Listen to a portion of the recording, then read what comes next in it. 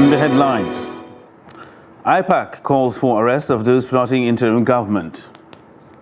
Fire Service vows to end incidents of fire outbreaks in markets to establish more stations. NDLEA arrests housewife, other suspects with cannabis in Katsina. And on the foreign scene, death toll from Philippine ferry rises to 31.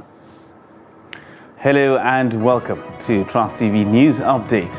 I am Ibrahim Yusuf.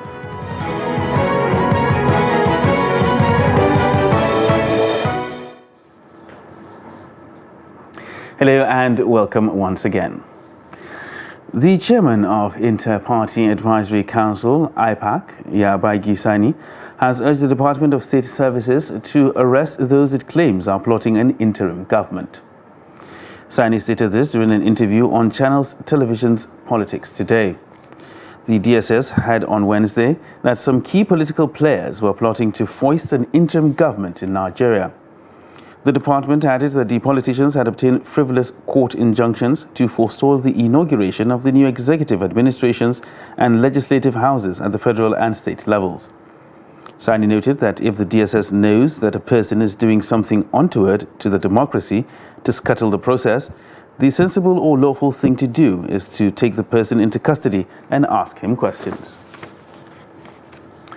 Now, the Controller General of the Federal Fire Service, Olola Jaji, has vowed to put an end to incidents of fire disasters in the country. The fire controller stated this during a damage assessment visit in Borno State to condole with victims of the recent incidents in Gamboru and Maiduguri Monday markets. Jaji said he has directed his men to embark on massive fire prevention campaigns across the state to enlighten traders and shop owners on the dangers of fire. He lauded the state government for responding swiftly when the inferno occurred and appealed to the Borno state government to establish fire stations across major markets in the state. It's actually preventable if we take precaution on simple instruction to follow.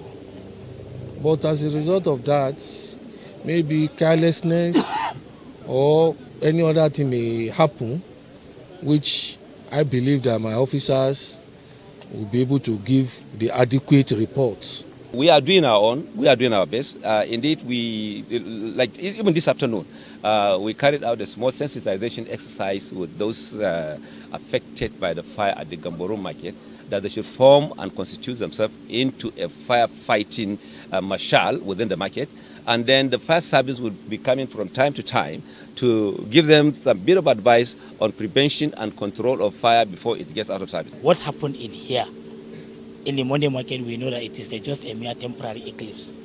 And we know that the sun of the market will rise also again. They have helped us immensely at the time of the occurrence of the fire incident. Despite the congestion of the market, they have tried their possible best to see that this fire has to be extinguished. But unfortunately, due to the divine say that it has escalated. So we really appreciate. And what the controller has said earlier, that he said that even the fire service are coming to the market. Toward on my assumption, they used to come to create awareness. They used to even share some pamphlets to the traders. The Independent National Electoral Commission says it remains committed to the standard conduct of elections where the outcome will reflect the will of the masses. National Commissioner in charge of Oyo, Ekiti and Lagos States, Sam Olumekun, gave this assurance in Ibadan during the issuance of certificates of return to governors and House of Assembly members-elect, where he affirmed the Commission's determination to be guided by extant and relevant laws. The report. Deputy Governor of Oyo State, His Excellency Barrister Abdurrahim Adebayo Lawal. It's an event held in consonance with the provisions of Section 72 of the Electoral Act 2022, which mandates INEC to issue certificate of return within 14 days to every candidate who had been duly elected under the law.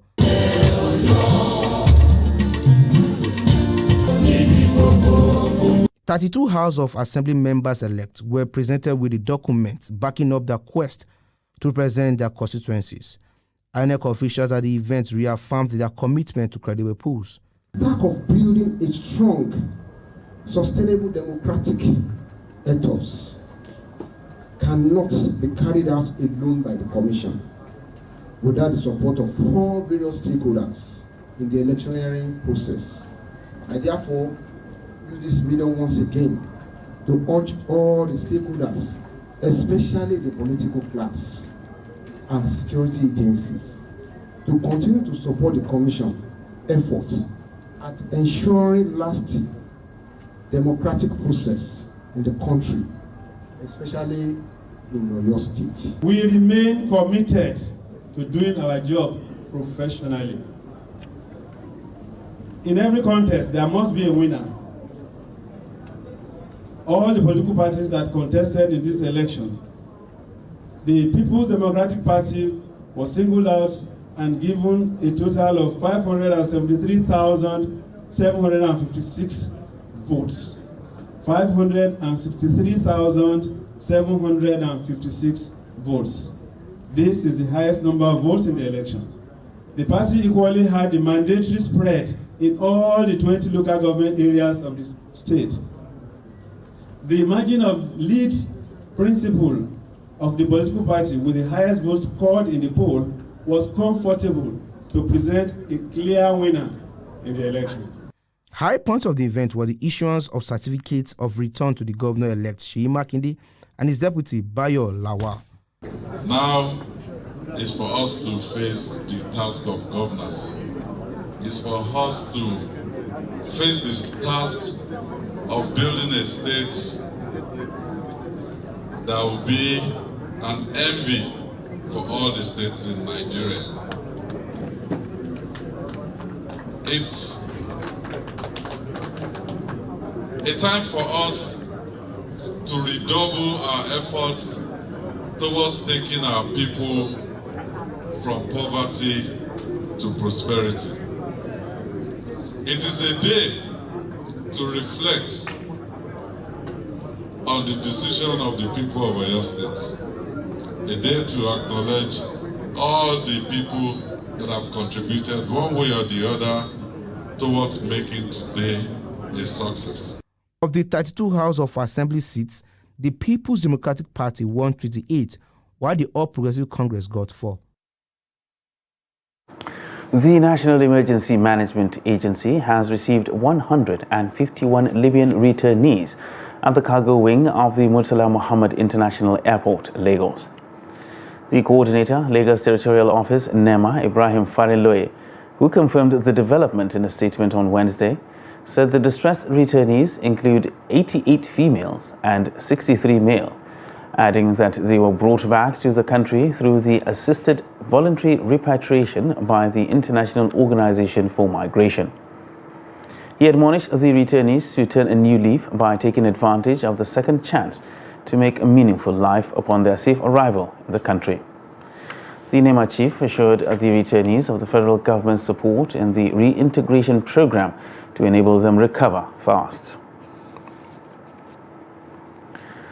The Federal Executive Council is set to provide internet services in 20 selected airports, 43 higher institutions of learning, and 6 markets in Nigeria to support micro, small, and medium enterprises.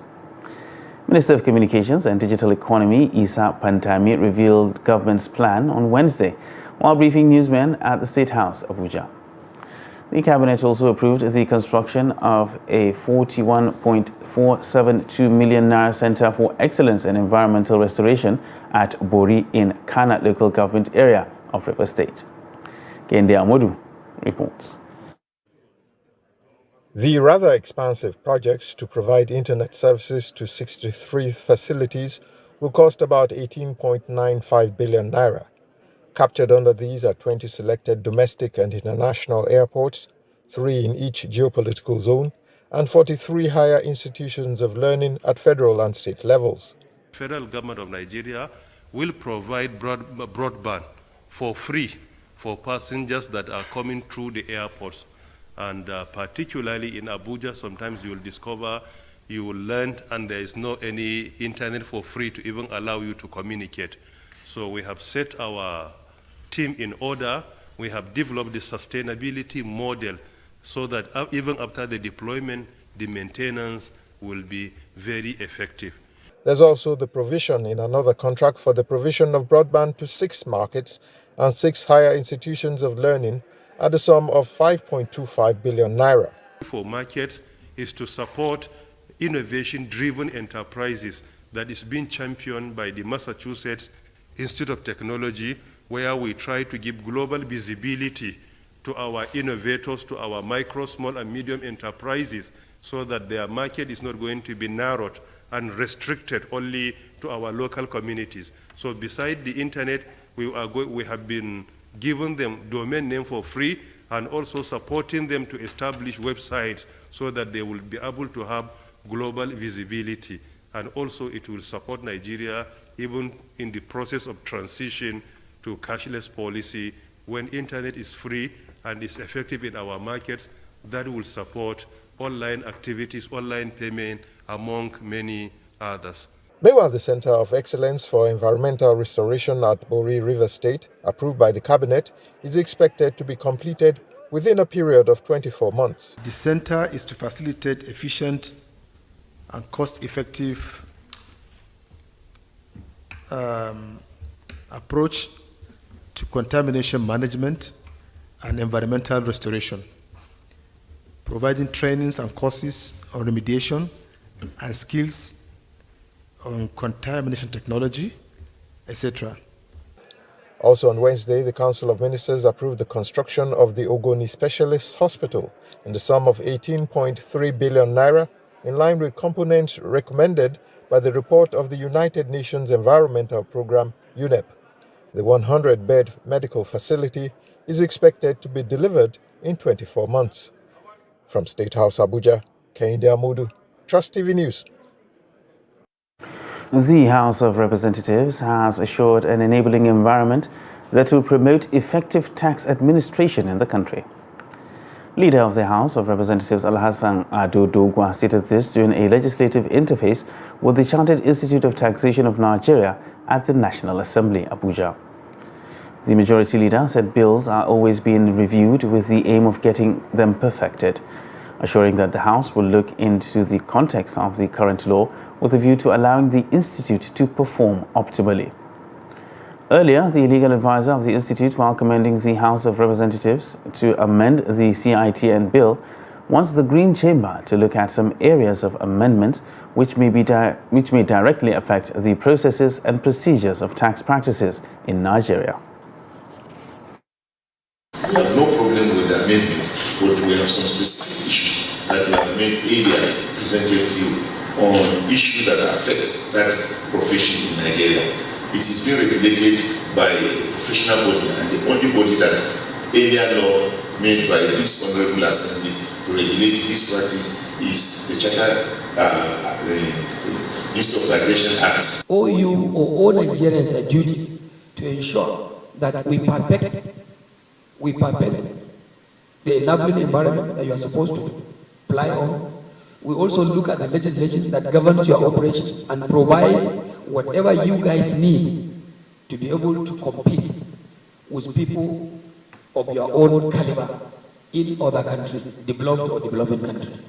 So doing this will definitely amount to what we can call a statutory responsibility. It's our duty, it's our civic duty, it's our parliamentary duty, it's our legislative responsibility to ensure that laws that allow the operations of your professional body are made in such a way that you are not subjected under any let or hindrance. The National Drug Law Enforcement Agency, NDLEA, has arrested a housewife, Rabi Musa, and a husband to her younger sister in possession of 4 kilograms of cannabis in Katsina. The commandant of the agency in the state, Muhammad Bashir, said this while briefing journalists on their statewide anti-drug war within the last 3 months. Abdullahi Yamadi has details. God knows I was conscripted into this issue because when they brought the cannabis sativa, I resisted, but later I joined them in selling it to get commission out of the proceed. Now I realize my mistakes and I promise never to indulge in anything like this again. Worried about women involvement in drugs-related offenses The NDLEA boss in Katsina advised parents to carefully scrutinize anyone seeking the hands of their daughters in marriages. As we speak now, both Rabi Musa and Suleiman are facing prosecution. The case has already been filed to charge to court. Apparently, they will be arraigned any moment from now. Our take here is parents should be aware of the kind of husbands or in-laws, prospective in-laws that they give their daughters to. The command has also arrested 3 suspects in connection with a stolen vehicle intercepted in Katsina Metropolis. Further investigation actually reveals some documents we found inside the vehicle revealed actually the owner of the vehicle. So we actually tried to get in touch with them, and we found that the case has already been reported to the police in Jos, and they're actually working on it. So we are running out our own preliminary investigation now. By end of today, probably tomorrow, we'll be able to, with the case file and our investigation, be able to hand over to the police. The suspects, identified as Nasiru Shehu, Awal Abdullahi and Felix Ajayi, confessed to have stolen the vehicle from Jos in Plateau State, heading to the neighboring Niger Republic. Both of us here are a mechanic, panel beater, and an electrician.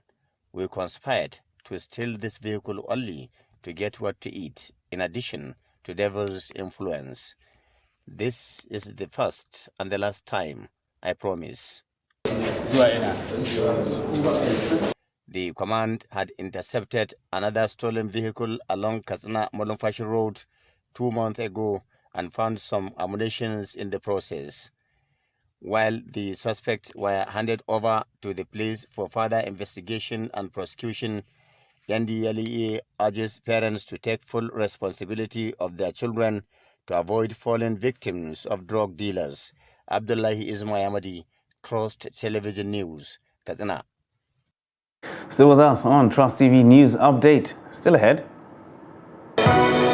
We'll take a look at how commercial riders defy biting heat during Ramadan. Details of this and more after the break. Do stay with us.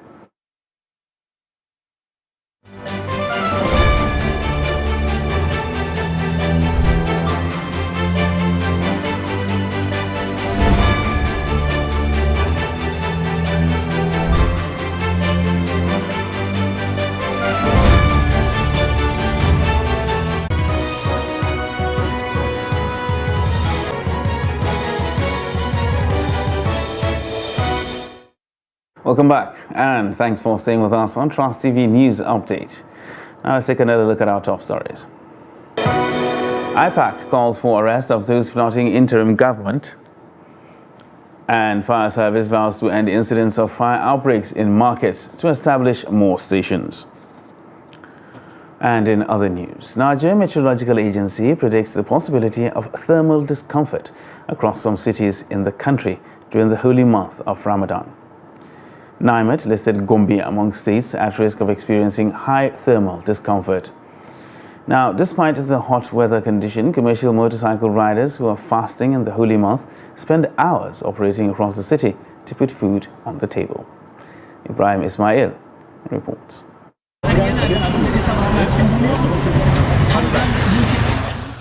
This is a typical workday for commercial riders at the popular New Mile 3 joint, Gombe Metropolis.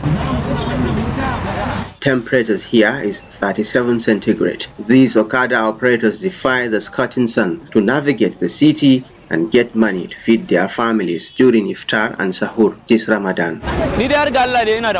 I have a wife and a son. I can't be idle. I must struggle. I work the whole hours of the day up to 2 a.m.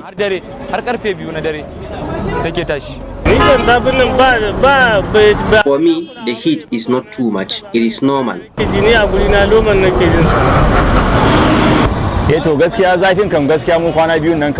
be honest, the heat has reduced these days. It has been cloudy and there is little breeze.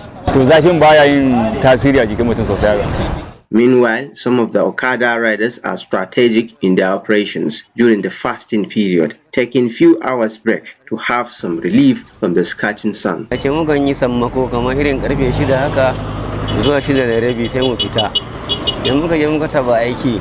We resume 6 a.m. in the morning, take a break by 12 noon, and resume after Zuhr prayers. While others resume after 4 p.m. and close during iftar.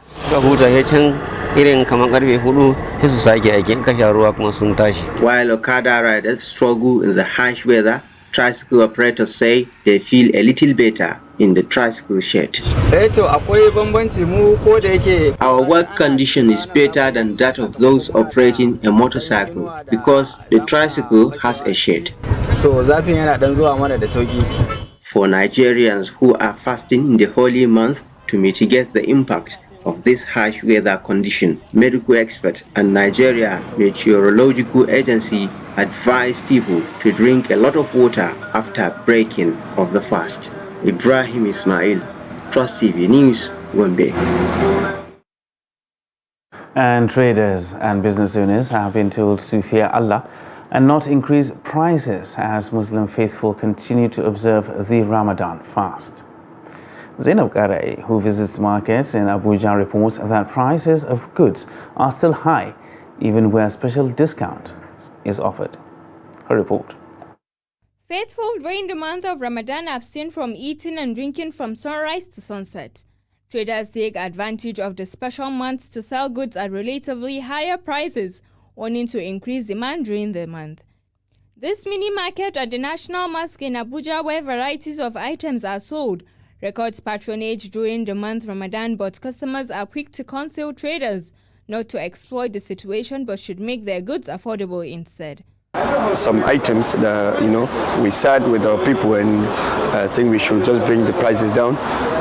And there are some that no matter how you try, you have to keep up. You have to just maintain how the price is because of the situation of the country and how the naira and everything here. We buy everything in foreign currencies. So no matter what, you have to adjust it.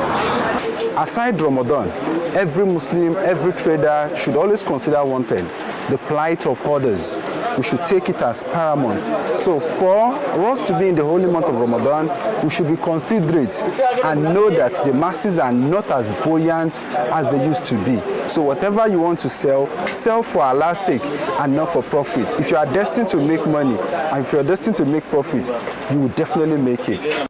Goods sellers in the Federal Capital Territory also attributed the high prices of goods to the rise in foreign exchange, adding that importing most of the goods is dependent on dollar rates at Pearl Market. Prices this time around is higher.